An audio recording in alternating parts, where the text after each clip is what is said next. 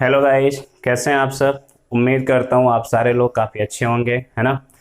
मैं कुंदन आप सभी का अपने official YouTube channel DMs education institute पे फिर से स्वागत करता हूँ।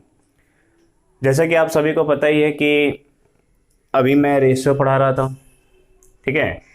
पिछले एक दो वीडियो में मैंने सिर्फ ये बताया कि रेशियो को कैसे कंबाइन करेंगे, कैसे रेशियो में रियल वैल्यू का यूज किया जाएगा, और लास्ट वीडियो में मैंने आपको बताया था कि कैसे उसको अरेंज करेंगे, कैसे उसको मैनेज करेंगे, उसमें मल्टीप्लाई या डिवाइड किसी भी संख्या से अगर करना होगा तो किस हिसाब से करेंगे। मैं आज एक जो सवाल लेकर आया हूँ, काफ़ी इंपॉर्टेंट सवाल हैं जो रेशियो में ही नहीं, किसी भी सवाल में वो काम आएंगे। जब आप आगे पढ़ाई करोगे, आगे के जितने भी सवाल करोगे रेशियो एंड प्रोपोर्शन के आगे कोई भी चैप्टर होगा तो उसमें कहीं ना कहीं बहुत अच्छे से काम आने वाला है, ठीक है। तो मैं अगले सवालों से फिर से शुरू करता हूँ। और उससे पहले कि मुझे पूरा यकीन है कि आप अपनी पढ़ाई कर रहे होंगे अच्छे से, और सबसे बड़ी बात कि जब से मैं वीडियो बना रहा हूँ तब से मुझे काफ़ी अच्छा लग रहा है कि मैं आप लोग के साथ थोड़ा तो कनेक्ट हुआ, है ना। फिलहाल चलो, दुनिया में सब कुछ करना बस एक चीज़ छोड़ के, जो सबको पता है। देखते हैं अगला सवाल। अगला सवाल आपको स्क्रीन पे दिख रहा होगा। कुछ धनराशि है जो ए बी सी में इस प्रकार बांटी जाती है कि ए का कुल हिस्सा 1/3 है। ए का जो हिस्सा है वो कुल का 1/3 है। फिर बी का जो है वो कुल का 1/2 है। इसमें यही समझना है दोस्त, सबसे बड़ी बात हमने ये कहा कि ए बी सी में कुछ धनराशि डिस्ट्रीब्यूट होना है, ए बी और सी में। ये 3 पर्सन है जो मैंने आपको पहले भी बता रखा है कि ये 3 कौन कौन है, अमन, बमन और चमन। कुछ धनराशि है जो बांटना है ए बी और सी में, जिसमें ये बोला गया है कि ए की जो धनराशि है वो कुल धनराशि का 1/3 है, और जो बी की धनराशि है वो कुल धनराशि का 1/2 है। और उसके बाद सी को कितना मिला है, 801 रुपया। अब देखो इस सवाल में जो रियल वैल्यू है वो सी का है। इतना पता है कि सी का जो रियल वैल्यू कितना, 801 रुपये, और आपको बताना है वो कुल धनराशि। तो ऑब्वियस सी बात है, एक बात बताओ, अगर इनका डायरेक्ट रेशियो दिया होता, ए बी सी की डायरेक्ट रेशियो दिया होता तो हम लोग खूब आराम से निकाल लेते, है ना। लेकिन ऐसा नहीं है, सिर्फ सी की रियल वैल्यू पता है और रेशियो वैल्यू हमें किसी की भी पता नहीं है। अब यहाँ पे जो दे रखा है वो ये दे रखा है कि ए को जो मिल रहा है वो टोटल का 1/3, किसका, टोटल का। ये समझना बहुत जरूरी है, ये कंसेप्ट समझ में आ गया तो समझो कि आप बहुत सारे सवाल करोगे। बी को जो मिल रहा है 1/2, किसका, टोटल का। तो पहले तो मैं एक चीज बता दूं कि जब कभी भी फ्रैक्शन में कोई चीज लिखा होगा, जब कभी भी फ्रैक्शन में कोई चीज लिखा होगा तो एक चीज हमेशा ध्यान रखना कि इसका मतलब ये है कि डिनोमिनेटर से कंपेयर किया जा रहा है। किससे कंपेयर किया जा रहा है, डिनोमिनेटर से। ए की जो वैल्यू है वो 1 है, कितने में, 3 में। बी की वैल्यू 1 है, कितने में, 2 में। यानी यहाँ पे और लैंग्वेज में भी बोला गया है कि ए को देखो कितना मिला है, 1/3, किसका, टोटल का, और बी को मिला है 1/2, किसका, टोटल का, ठीक है। और उसके बाद सी का जो हिस्सा है वो कितना, 801 रुपया। तो दो तरीकों से आपको इसको याद रख सकते हो। पहले तो 1/3 का मतलब समझ लो, जो क्लास 6 से लेकर 10 तक पढ़ाया जाता है रेशनल नंबर में। 1/3 और 1/2 इसका मतलब क्या है ये समझना जरूरी है। जरा बताओ, ये 1/2 दुनिया में हर इंसान जानता है कि ये आधा है, और आधा का मतलब क्या होता है कि कोई भी एक चीज है पूरी की पूरी, उसको 2 बराबर हिस्सों में बांट देना, और उसमें से जो एक हिस्सा होता है वही क्या होता है, आधा होता है। अगर मैं इसके बारे में बात करूं तो कोई एक ये बड़ी सी पार्ट है, ठीक है, इसको अगर हम बीच में से डिवाइड कर दें तो ये जो एक हिस्सा है इसका, इसी को हम बोलेंगे 1/2। इसका मतलब ये हुआ कि जो डिनोमिनेटर में ये टोटल वैल्यू है, 2 टोटल है, और हम जिसकी बात कर रहे हैं वो 1 है। ठीक उसी प्रकार से 1/3 का मतलब हुआ 3 इक्वल पार्ट में से एक, 3 इक्वल पार्ट में से एक। समझना जरा, अगर कुल 3 है तो उसमें से ए को कितना मिला, एक। कुल 2 है तो बी को कितना मिला, एक। ये 1/2, 1/3 या 1/5 का मतलब होता है। अगर मैं ये कहूँ 2/7 का मतलब बताओ, तो 2/7 का मतलब ये है कि 7 इक्वल पार्ट्स हैं, ठीक है, 7 इक्वल पार्ट्स हैं, उसमें से हम कितने की बात करें, 2 की। अगर 7 में से 2 की बात करेंगे तो क्या होगा दोस्त, 2/7। समझना आप, जो कुल धनराशि है वो ए बी सी में बांटी गई। ये बताओ टोटल जो धनराशि है वो ए के लिए भी वही होगा, बी के लिए भी वही होगा। ए के लिए टोटल धनराशि कितनी है, 3, और बी के लिए टोटल धनराशि कितनी है, 2। एक्चुअली इनको हमें बराबर करना पड़ेगा, क्यों, क्योंकि जो कुल धनराशि है, जो टोटल मनी है, जो टोटल मनी है वो है सेम, ए के लिए भी, बी के लिए भी और सी के लिए भी, ठीक है। तीनों के लिए क्या है, सेम है। ए, बी और सी के लिए टोटल धनराशि क्या है, सेम है। अब ए के लिए 1/3 है, बी के लिए 1/2 है। अब ए की टोटल धनराशि 3, बी की टोटल धनराशि 2, तो इनको हमें क्या करना होगा, इक्वल करना होगा। इक्वल करने के लिए क्या करेंगे बताओ जरा, हम लोग कई बार पढ़ चुके हैं, शायद शुरू से यही सब पढ़ रहे हैं। आप बताओ, ये 2 है और ये 3 है, इस 2 का ऊपर मल्टीप्लाई कर दे और 3 का नीचे, तो बात बन जाएगी। मैंने ये भी बताया था शुरुआत से कि जब कभी भी आप मल्टीप्लाई करोगे तो रेशियो के हर एक टर्म में करोगे, बताया था क्या, रेशियो के हर एक टर्म में। ऐसा नहीं कि यही एक तरीका है सॉल्व करने का, लेकिन हाँ, ये सब जो तरीके अगर आप सीख जाते हो तो बहुत सारे सवालों में आप खुद से भी यूज कर सकते हो ये सारे कंसेप्ट। ये रेशियो के कंसेप्ट नहीं है, मैं रेशियो में इसलिए बता रहा हूँ कि ये आगे प्रॉफिट लॉस एसआई से हर जगह काम आने वाला है, ठीक है। तो यहाँ देखो, डिनोमिनेटर को हमने क्या कर लिया, बराबर कर लिया। 3 × 2 6, 2 × 3 6। जैसे ही ये बराबर हुआ, अब ध्यान देना, जैसे ही ये बराबर हुआ, मैं इसे हटा देता हूँ, आप समझ गए होंगे। जैसे ही ये इक्वल हुआ, अब ये बन जाएगा 2/6 और ये बन जाएगा 3/6। कॉपी और पेन लेके बैठना दोस्त, कभी भी एक बार अगर मेरी पूरी क्लास पढ़ ली है तो 100% मैथ समझ में आ जाएगी। मैं ये नहीं कह रहा हूँ कि सिर्फ मेरी मैथ समझ में आएगी, आप कहीं से भी एक बार पूरा पढ़ो, जो भी चैनल पढ़ते हो ना, एक बार पूरा पढ़ो। और सबसे बड़ी बात, कॉपी पेन लेके बैठो। ये मैथमेटिक्स है, जब तक आप खुद नहीं ट्राई करोगे, जब तक आप खुद से नहीं लिखोगे, तब तक समझ में नहीं आएगा। ऐसा नहीं कि देख लिए याद हो गया, ऐसा होता तो काश हम भी उसको याद कर लिए होते। देखो 2/6, 3/6, 6 क्या हो गया, सेम। अब ये टोटल मनी हो गई। अब ध्यान देना, अगर मैं ये कहता हूं कि 6 टोटल है, 6 हमारा टोटल धनराशि है, इसमें से ए को कितना मिल गया, 6 में से ए को कितना मिल गया, 2। 6 में से ए को कितना मिल गया, 2। बी को कितना मिला, 6 में से बी को कितना मिल गया, 3। 6 में से बी को कितना मिल गया, 3। अब बताओ, अगर 6 रुपये टोटल मैंने माना है, 6 रुपये अगर टोटल मैंने माना है, उसमें से अगर 3 तो 5 निकल गया, तो जो बचा होगा वो सी का ही होगा ना। और सी को कितनी धनराशि मिलेगी फिर, 1। और ये जो सी को धनराशि 1 मिली है, उसी की रियल वैल्यू कितना दिया हुआ है, 1 की रियल वैल्यू। हमें सी तक पहुंचना था, 801 रुपये शायद सवाल के अंदर आपसे क्या पूछा गया है, ध्यान दो आपसे पूछा गया है कि अगर सी को 801 रुपये मिला है तो बी का हिस्सा बताएं, बी का पता करें। बताओ बी को कितना मिला, 3, इसी का 3 गुना कर दो।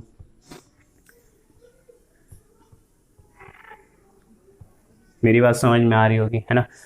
एक तो ये तरीका था जो हमने पिछले सवालों में करते आ रहे थे। मैं अब तक भी यही बताया था कि सवाल के अंदर जो कंडीशन है कि इसकी टोटल वैल्यू क्या होनी चाहिए, सेम होनी चाहिए, चाहे वो ए की हो या बी की हो, टोटल क्या होना चाहिए, सेम होना चाहिए। तो अगर टोटल सेम होना चाहिए तो हमने टोटल को सेम कर लिया, ठीक है।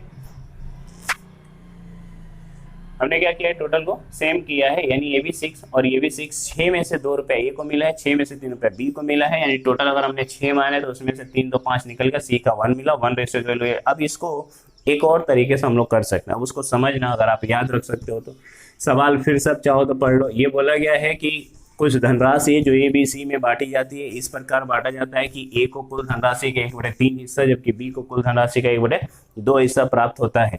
ये बोला गया है कि ए को कुल धनराशि का 1/3 हिस्सा, जबकि बी को कुल धनराशि का 1/2 हिस्सा। जब कभी भी फ्रैक्शन में आए तो आप क्या करो, डिनोमिनेटर को मल्टीप्लाई कर लो। डिनोमिनेटर कौन कौन है, यहाँ पे 3 और यहाँ पे 2 है। 3 × 2 इज इक्वल टू कितना, 6। हमने डिनोमिनेटर को मल्टीप्लाई कर लिया, खत्म, 6 बना लिया। जैसे ये 6 बना तो इसको भी 6 बना लो। 6 बनाने के लिए इसमें 2 से गुणा कर लेंगे, 6 बनाने के लिए इसमें 3 से मल्टीप्लाई कर लेंगे। 6 में से 2 रुपये ए को मिल गया, 6 में से 3 रुपया बी को मिल गया, जो बचेगा वो सी को जाएगा। और इसी सी की जो वैल्यू है 1:, उसकी वैल्यू दे रखा है सवाल में 801 रुपया। अगर सी की वैल्यू 801 रुपया है तो बताओ बी की जो रेशियो वैल्यू है वो 2 वैल्यू है, और 2 रेशियो की वैल्यू बी की जो है वो 3 वैल्यू है, और 3 वैल्यू कितनी हो जाएगी, 2403। और यही सवाल का उत्तर है। मुझे यकीन है आपको समझ में आया होगा। एक और सवाल कर लेते हैं इसी पे, देख लो। जिंदगी बड़ी अजीब चीज है।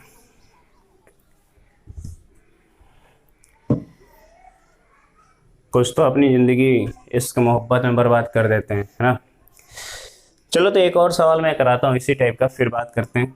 देखो, अगर मैं ये कहता हूँ कि कोई टोटल धनराशि है, ठीक है, टोटल मनी है, उसमें से ए बी सी में बांटा गया। ए को मिला है 2/5, ए को कितना मिला 2/5 यानी 5 में से 2, और बी को मिला है 1/4 मान लेते हैं।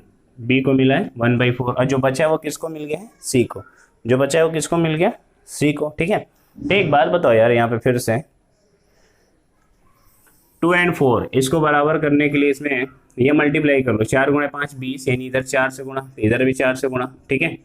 इसमें 5 से, तो इसको भी 5 से हमने क्या किया, मल्टीप्लाई कर लिया सीधे सीधे, और कुछ नहीं किया। तो जरा समझो ये कितना बन जाएगा, 8/20, और ये कितना बनेगा 5/20। आप एक बात बताओ, टोटल कितना मनी हो गया 20। अगर हम ये कहते हैं, यहाँ पे लिख दे रहे हैं, अगर टोटल 20 है, टोटल मनी कितना है 20, ये टोटल मनी अगर 20 है तो इसमें से ए को कितना मिला, ए को कितना मिला 8, इसमें से बी को कितना मिला 5, 8 और 5 13, कितना बचेगा, सी का कितना होगा, मिल गया ना रेशियो। तो जब कभी भी इस टाइप के फ्रैक्शन में सवाल दिया हो कि ए को कुल धनराशि का इतना, बी को कुल धनराशि का इतना मिला है, तो यहाँ पे टोटल धनराशि को बराबर कर लो, ठीक है। टोटल धनराशि को बराबर करते ही हमें ये पता चल जाएगा कि कुल धनराशि कितनी माननी है। कुल धनराशि हमने 20 माना, 20 में से 8 रुपए ए को मिल गया, 20 रुपए में से 5 रुपए बी को मिल गया। अगर 8 और 5 13 रुपए ए और बी में चला गया, तो जो 7 बचेगा वो किसको जाएगा, सी को। बात समझ में आ रही। अब आपको एक स्क्रीन पे सवाल दिख रहा होगा कि 1560 रुपए 3 व्यक्ति एबीसी में इस प्रकार बांटना है कि ए को बी और सी के कुल हिस्से का, ध्यान देना अब यहाँ पे मैं क्या लिख रहा हूँ, ए को बी और सी के कुल हिस्से का। अब यहाँ पे बी और सी का है, कुल हिस्सा किससे है, बी और सी का। तो ए को बी और सी के कुल हिस्से का 2/3 भाग मिला है, 2/3 भाग। अब ये बताओ ये 2/3 भाग किसका है,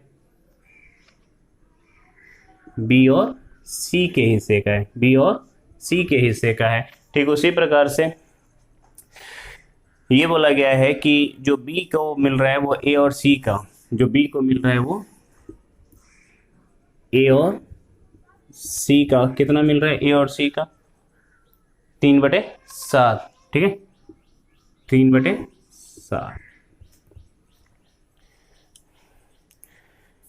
फिर से पढ़ लो एक सवाल, ये देख लो क्या कह रहा है कि कुछ धनराशि है जो 1560 रुपए हैं, जो बांटना है किसमें, ए बी और सी अमन बमन चमन में विभाजित करना है। ए को मिला है बी और सी का 2/3 भाग, ए को मिला है बी और सी का 2/3 भाग, जबकि बी को मिला है ए और सी के हिस्से का 3/7 भाग। कितना आसान सा सवाल है, समझो जरा। यहाँ पे ये जो फ्रैक्शनल वैल्यू, क्या ये टोटल का है, नहीं ये टोटल का नहीं है, ये किसका है, बी और सी का। ये किसकी वैल्यू है, ए और सी का। अच्छा एक बात बताओ, अगर बी और सी को 3 रुपये मिला होगा तो ए को कितना मिला, 2। बी और सी को अगर 3 रुपये मिला है तो ए को कितना मिला है, 2। ये बात बोली गई। इस फ्रैक्शन का यही मतलब है जो आपको समझना है, और समझ में भी आ रहा होगा यार, काफी आसान सी बात है। जहाँ कहीं भी दिक्कत हो आप कमेंट भी कर सकते हो, ठीक है, या फिर मेरे पर्सनल जो आईडी है टेलीग्राम का, उस पर भी आप सवाल भेज सकते हो।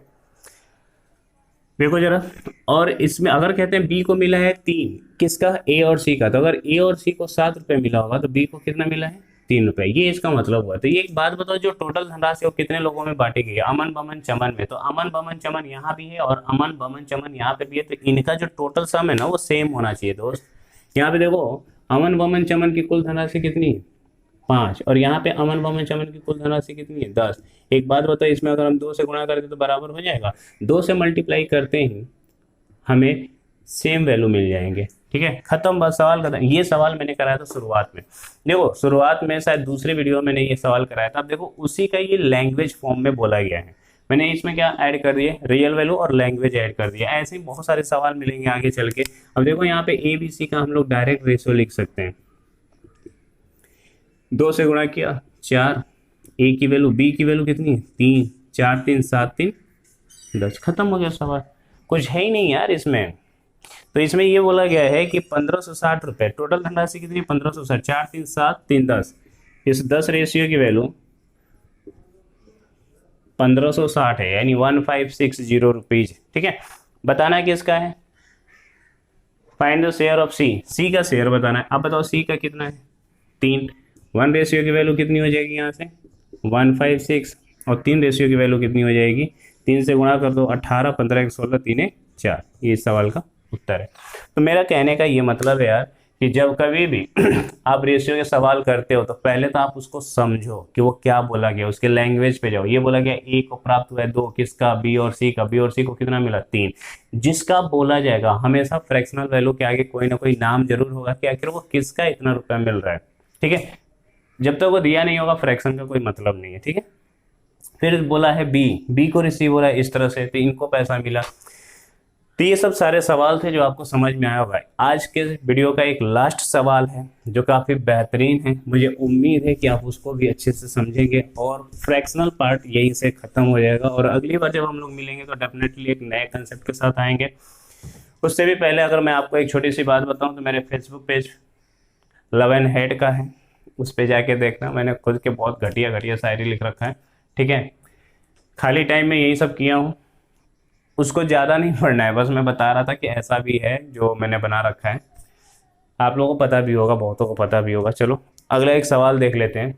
हो क्या रहा है अभी तक मैं क्या क्या बता रहा हूँ कि फ्रैक्शनल में अगर कहीं दिया हुआ है तो डिनोमिनेटर को आपस में क्या कर लो, मल्टीप्लाई कर लो। ठीक है, डिनोमिनेटर को जैसे मल्टीप्लाई करोगे बात आगे बढ़ जाएगी और आसान हो जाएगा सवाल। अगर मैं ये कहता हूँ कि एक टंकी है, एक कार की एक टंकी है, समझना ये कई बार पीओ में भी पूछा गया है लेकिन आसान है। एक कार की टंकी है और इसमें ए टाइप पेट्रोल भरा हुआ है, इसमें ए टाइप पेट्रोल पूरा का पूरा भरा हुआ है। कुछ दूर आगे गया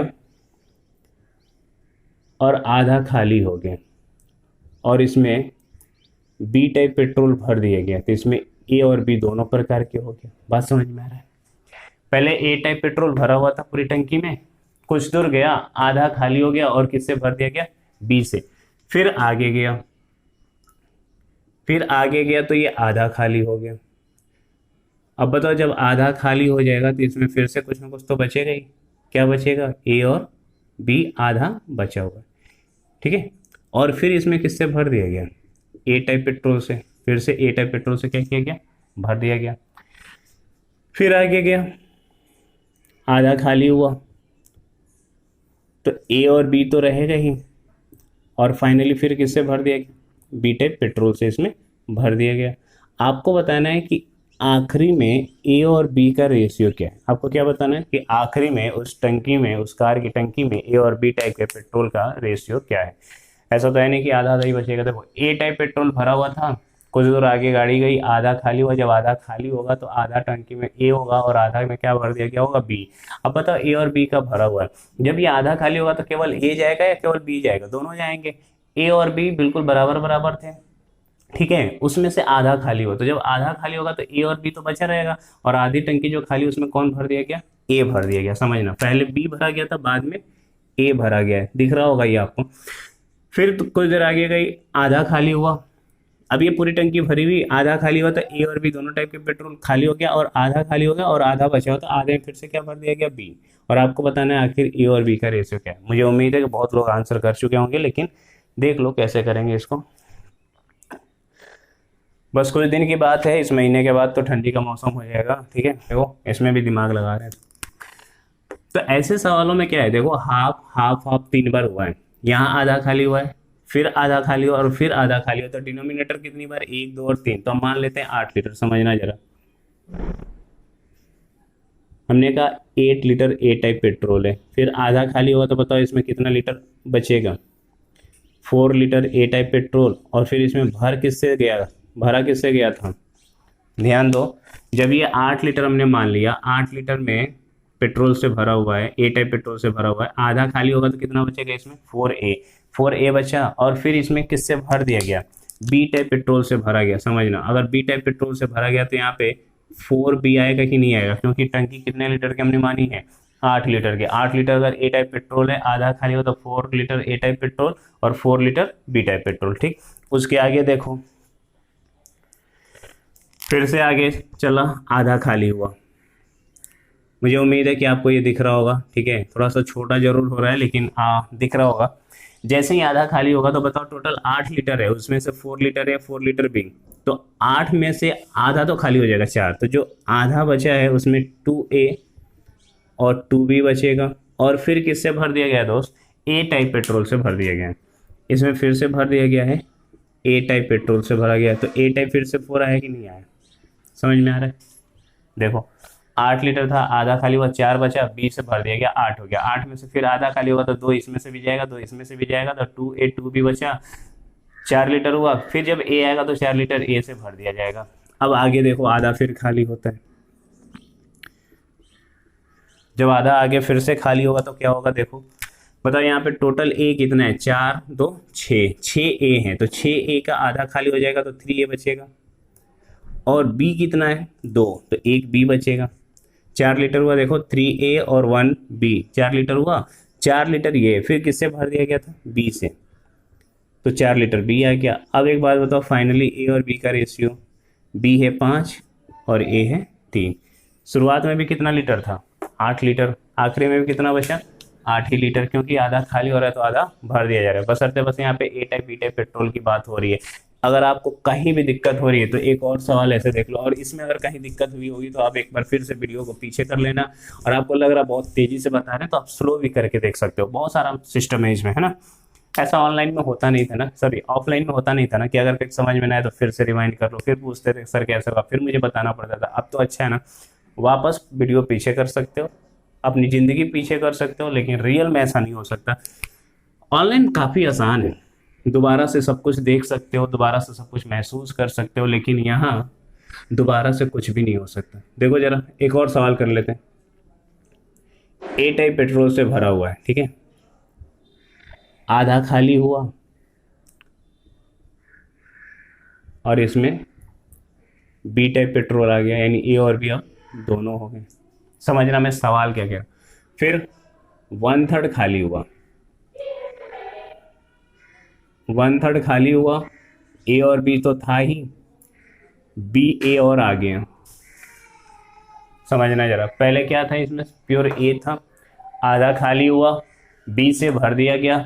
फिर क्या हुआ? 1/3 खाली हुआ। जब 1/3 इसका खाली होगा तो कुछ ना कुछ तो बचा होगा ना दोस्त। जब 1/3 खाली हो गया तो जो बचा है वो पूरा तो टंकी भरा नहीं होगा, फिर इसको भर किससे दिया गया? ए टाइप पेट्रोल से। और फिर आगे 1/4, 1/2 ही ले लेते हैं, है ना। फिर से आधा अब खाली हुआ।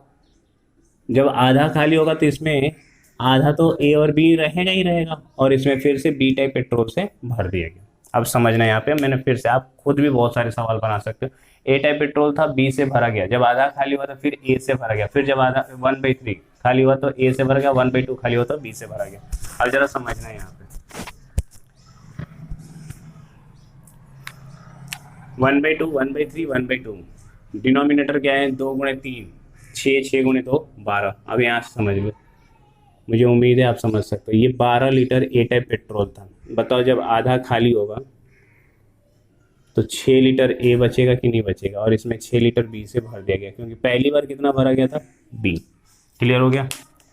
देखो आधा खाली हुआ, 12 लीटर हमने माना, कैसे 12 आया? 2 × 3 6, 6 × 2 12, जो भी डिनोमिनेटर है उसका मल्टीप्लाई कर लो। तो 12 लीटर ए था, आधा खाली हुआ, 6 लीटर ए बचा, बी से भर दिया गया 6 लीटर बी से। फिर 1/3। अब ये समझने वाली बात है, थोड़ा सा समझना। 1/3, ये बताओ 1/3 जब जाएगा तो केवल ए का जाएगा या बी का जाएगा? ए का भी होगा और बी का भी होगा। ए का 1/3 3 से डिवाइड कर दो, 2 लीटर खाली हो रहा है दोस्त। जब 6 में से 2 खाली होगा तो कितना बचेगा? 4A बचेगा। 6B का 1/3, 3 से डिवाइड करोगे 3 दूना 6, 2 जब खाली होगा तो कितना बचेगा? 4B। अब एक बात बताओ, ए और बी मिलाकर कितना लीटर है इसमें? 4 और 4 8, 8 लीटर है। टोटल कितने का है? 12 लीटर का। 12 लीटर करने के लिए हमें 4 लीटर भरना पड़ेगा, तो दूसरी बार में ए भरा गया है, ठीक है। पहले बी भरा गया तो फिर ए भरा गया है, तो 4 और 4 8 लीटर है, इसमें 4 लीटर ए भर दो तो हो जाएगा 12 लीटर। बात समझ में आ रहा होगा। अब जरा बताओ यहाँ पे फिर इसके बाद आधा खाली हुआ है, तो जब आधा खाली होगा, समझना, तो जब आधा खाली होगा तो जो भी टोटल है उसका आधा होगा, है ना। तो बताओ ए कितना है? 4 और 4 8, 8 अगर ए लीटर है समझिएगा। अगर 8 लीटर ए है तो आधा खाली होगा तो 4 लीटर ए बचेगा। बी 4 लीटर है, 2 लीटर बी बचेगा, खत्म, आधा खाली हो गया। आधा भर देना है किससे? बी से। 4 2 6, तो 6 लीटर बी और भर दो। क्यों 6 लीटर बी भरे? क्योंकि टंकी कितने लीटर की है? 12 लीटर की। अगर 12 लीटर की टंकी है और यहाँ पे 6 लीटर बचा हुआ है तो 6 में ऑब्वियस सी बात है 12 में से आधा जाएगा तो 6 ही बचेगा, ठीक है। 6 बचा हुआ, फिर 6 लीटर भरना है, लेकिन किससे भरना है उसे? बी से। तो फाइनली देखो, अब यहाँ पे फाइनली देखो ए और बी का जो रेशियो होगा वो कितना आएगा। ए की वैल्यू कितनी है? 4, और बी की वैल्यू 6 2 8, यानी कि अंत में 1:2 का ये आंसर आ जाएगा। अगर दोस्त कहीं भी डाउट होगा इसमें तो दोबारा एक बार से हमें कमेंट करके पूछ लेना कि इसको दोबारा हम बताएं, दूसरे तरीके से इसको भी बता सकते हैं। फिलहाल मुझे यकीन है जब आप इसे 1-2 बार देखोगे, अगर आप पहली बार भी पढ़ रहे हो तो समझ में आएगा यार, एडिशन सब्ट्रैक्शन है। टंकी है, टंकी में से पानी निकलेगा तो जो बचेगा उसकी बात हो रही है बस। अरे 50 लीटर है, बताओ उसमें से 10 लीटर निकल जाएगा तो कितना बचेगा? 40 लीटर। 40 का फिर 10 लीटर निकल जाएगा तो कितना बचेगा? 30 लीटर। यही सब तो हो रहा है। बस हमने क्या बताया कि इसमें एक छोटा सा तरीका है कि जो डिनोमिनेटर उसका आपस में मल्टीप्लाई कर लो। इसी सवाल से मैं एक और सवाल अगले क्लास में डिस्कस कर दूंगा और वहां से हम लोग कंटिन्यू करेंगे। इसका एक और छोटा सा सवाल है जो अगली क्लास में बता के फिर से नए कंसेप्ट पे आएंगे। तब तक के लिए धन्यवाद।